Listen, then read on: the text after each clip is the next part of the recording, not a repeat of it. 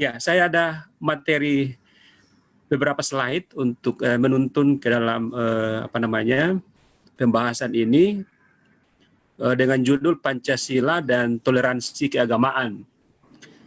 Nah, sebetulnya tadi Pak Dr. Muhammad Sabri sudah banyak menjelaskan tentang realita ya, bahwa memang kita ini adalah negara yang terdiri dari berbagai macam suku, etnis, ras, bahasa, bahkan kepercayaan atau agama. Itu sejak zaman Kerajaan Majapahit, zaman Perang Kemerdekaan 1945 dan sampai sekarang pun bangsa Indonesia yang dulu bernama Nusantara itu sejatinya bersifat majemuk. Nah, oleh karena itu makna semboyan Bhinneka Tunggal Ika pada hakikatnya mengungkapkan perasaan yang terdalam dari kesadaran bangsa Indonesia mengenai perlunya apa yang kita bahas sekarang, terutama materi yang saya dipercayakan yaitu toleransi. Tentu Bapak Ibu saya akan beritahukan bahwa saya tidak akan terlepas dari kapasitas saya sebagai seorang pendeta dan seorang Nasrani, sehingga nanti juga akan mewarnai ya perspektif kerukunan ini dari iman Kristen. Nah, tentu ini sudah merupakan toleransi juga karena kita akan dialogkan dengan ajaran agama Islam dan agama-agama yang lain. Nah, tadi sekali lagi Pak Sabri sudah banyak juga berbicara tentang perspektif sejarah, ya, perspektif historis dari Pancasila. Dan saya juga akan berbicara itu, terutama dari apa juga sudah disampaikan pemateri terdahulu dari Bung Karmo. Saya minjam dari sumber Sekretariat Negara Republik Indonesia Jakarta tahun 1995 yang berisi risalah Sidang Badan Penyelidik Usaha-usaha Persiapan Kemerdekaan Indonesia dan juga Panitia Persiapan Kemerdekaan Indonesia pada 28 Mei 1945 sampai 22 Agustus 45.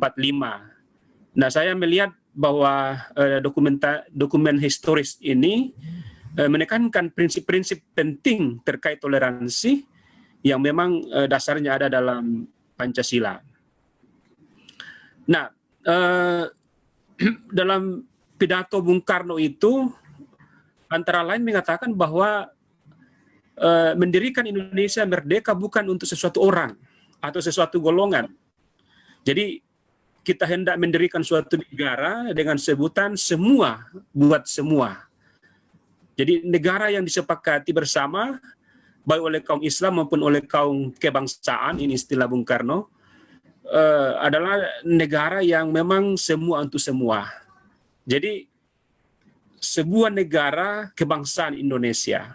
Nah, tadi juga Pak Sabri sudah berbicara tentang istilah filosofische Grondslag, ini istilah bahasa Belanda.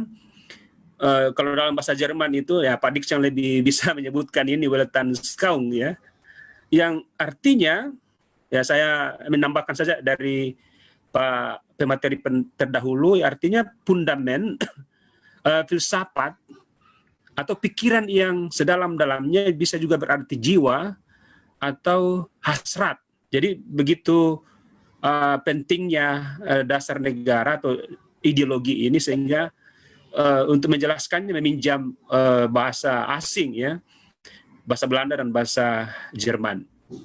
Nah, sehingga dalam pidato Soekarno itu mengusulkanlah beberapa dasar atau filosofische Grondslag.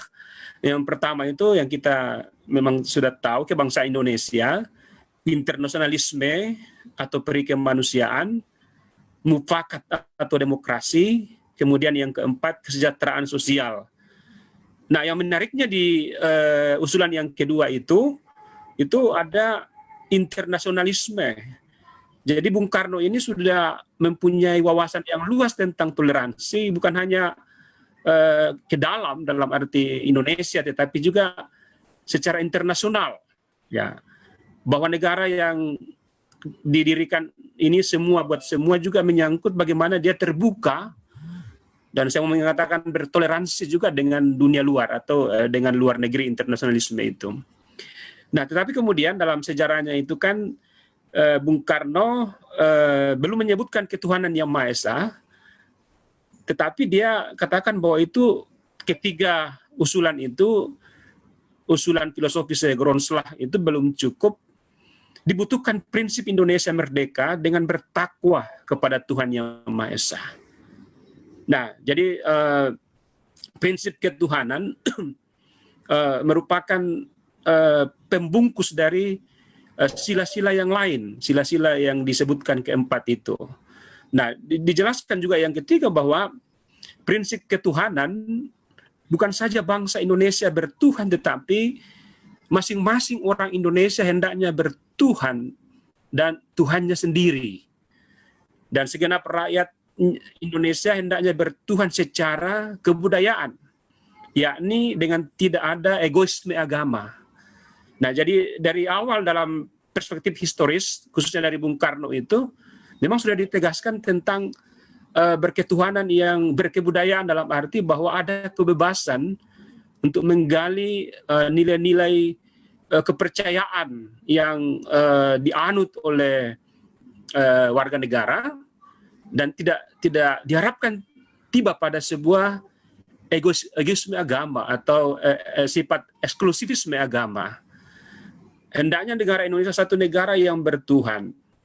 Nah, saya kira kalau kita menyimak pidato Bung Karno ini, dia sudah menegaskan lagi satu sikap toleransi, dan dia juga meminjam satu istilah bahasa Belanda itu verdraagzaamheid.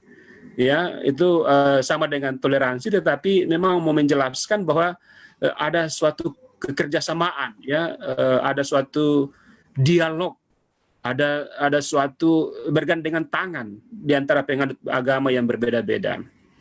Nah, yang keempat dari pidato Bung Karno itu adalah prinsip ketuhanan yang berkebudayaan. Ya, saya sudah sebutkan sebelumnya, yaitu ketuhanan yang berbudi pekerti luhur, ketuhanan yang hormat menghormati satu sama lain. Nah, sebagai demikian, segenap agama yang ada di Indonesia sekarang ini akan mendapat tempat yang sebaik-baiknya. Tadi juga Pak Dr. Sapri sudah mengatakan tentang kearifan lokal, ya. Itu menyangkut juga kebudayaan yang kita punya sebagai bangsa Indonesia. Nah, bagaimana sikap terhadap ideologi negara secara historis? Saya kira kalau kita melihat dari perubahannya, kalau kita mau katakan perubahan dari Panitia 9 yang menghasilkan Piagam Jakarta 22 Juni 45, kemudian menjadi Pancasila yang sekarang yang berdasar pada produk 18 Agustus 45, menurut saya di situ sudah ada para tokoh agama yang berdialog, yang bertoleransi dalam rangka untuk mencetuskan sebuah konsep yang memang mendasari semua prinsip berketuhanan dari semua bangsa, yaitu dari Piagam Jakarta, yaitu ketuhanan dengan kewajiban menjalankan syariat Islam bagi pemeluknya, menjadi ketuhanan yang Maha Esa. Nah, peristiwa ini sudah menunjukkan, menurut saya, peran toleransi yang tulusnya adalah dialog antar umat beragama atau kerukunan berperan kuat dalam merawat kedamaian di negara ini. Karena itu salah seorang penulis Pancasila ini, T.B. Simatupang, ya, dalam bukunya Iman Kristen dan Pancasila, menyebut bahwa Pancasila sebagai modus vivendi, ya, artinya sesuatu yang telah ditentukan melalui dialog, melalui kerjasama, dan bisa menghadapi segala tantangan dari seluruh rakyat Indonesia. Jadi dari segi sejarah, saya kira mulai dari perumusan dan pemantapan sila-sila Pancasila, khususnya sila pertama, toleransi itu sudah berjalan dalam bentuk dialog, musyawarah, dan sebagainya. Nah,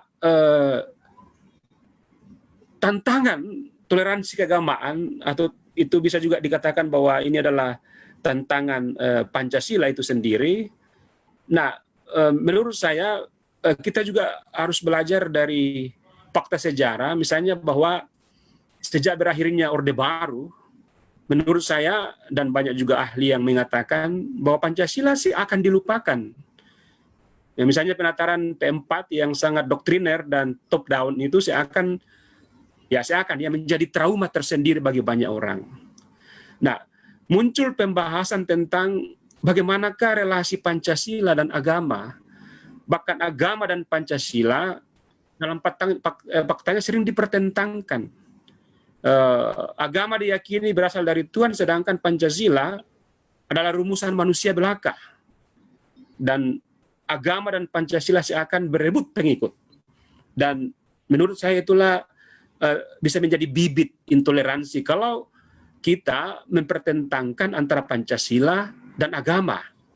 Nah, padahal saya mengutip dari pendapat seorang pemerhati Pancasila dan kebangsaan itu Anas Saidi dalam bukunya Politik Identitas Keagamaan Pancasila dan Dilema Keagamaan dan dalam Prisma itu dia mengatakan bahwa Pancasila dan agama sebetulnya bisa saling mengisi dan bekerja sama.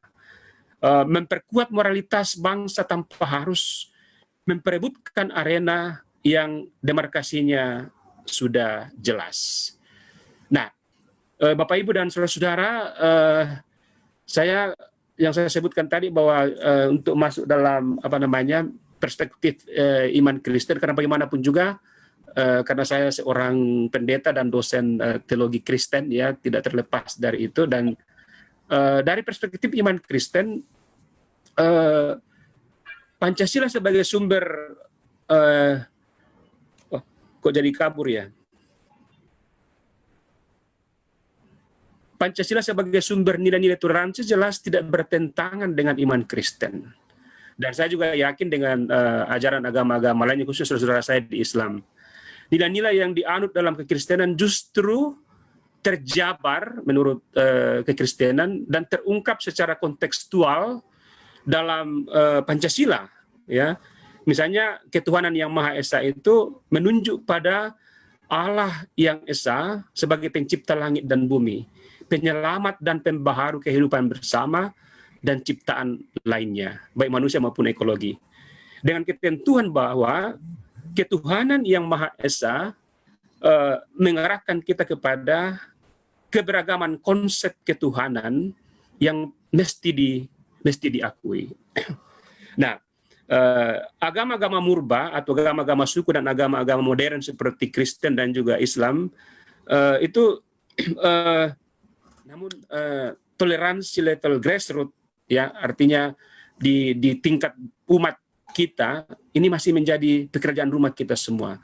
Bagaimana kami umat Kristen ini berkhotbah dengan topik toleransi, jangan hanya berkhotbah tentang surga, tentang berkat, ya, dan lain-lain yang akan dialami pada hari kiamat, tetapi bagaimana membekali umat, ya, supaya mengikuti wacana pemimpinnya yang memang berbicara, bertingkah laku dengan menyejukkan, ya, dalam kebersamaan, kemajemukan, khususnya kemajemukan beragama. Nah, itu materi saya, Pak moderator. Sebelumnya minta maaf tadi ada coret-coretan yang muncul, ya, I don't know what, how, tapi mudah-mudahan bisa ditangkap apa yang menjadi materi sederhana saya. Dan saya ucapkan terima kasih, saya kembalikan kepada Pak Khairil dengan ucapan terima kasih.